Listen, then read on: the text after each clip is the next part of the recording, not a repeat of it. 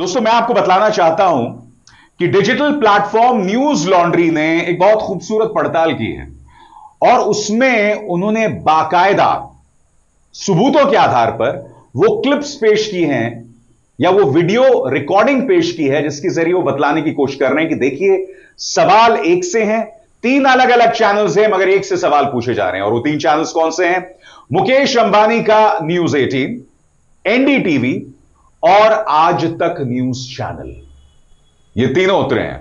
और जाहिर सी बात है, सामने गृह मंत्री हैं तो इनमें से किसी ने भी कोई कठिन सवाल नहीं पूछे होंगे। मैं स्पष्ट कर देता हूं कि मैं इस निष्कर्ष पर नहीं पहुंचा हूं कि क्या पहले से सवाल दे दिए गए थे या यह कहा गया था कि आप यह सवाल पूछें।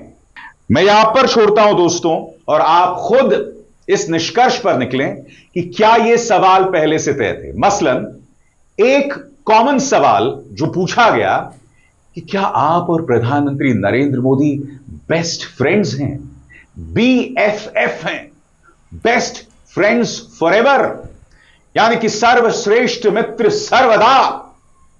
और बात वहां नहीं रुकती दोस्तों। तो यहां सवाल यह पूछा गया कि भाई, नेहरू को छोड़ के प्रधानमंत्री नरेंद्र मोदी तो सबसे आगे हो गए हैं।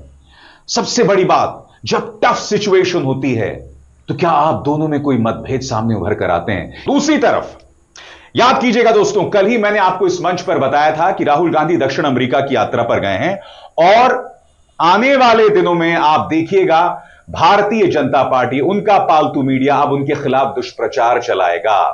सुधांशु त्रिवेदी सामने आते हैं, जैसी मैंने भविष्यवाणी की थी, सुधांशु त्रिवेदी सामने आते हैं और कहते हैं कि अब सबको निगाह रखना चाहिए कि राहुल गांधी दक्षिण अमेरिका में किन रहस्यमय किरदारों से मुलाकात करेंगे। वो आगे ये भी कहते हैं कि देखिएगा वहां जाकर वो किस तरह से भारत विरोधी बातें कहते हैं। यानी कि जमीन तैयार कर दी गई है राहुल गांधी पर प्रहार करने की।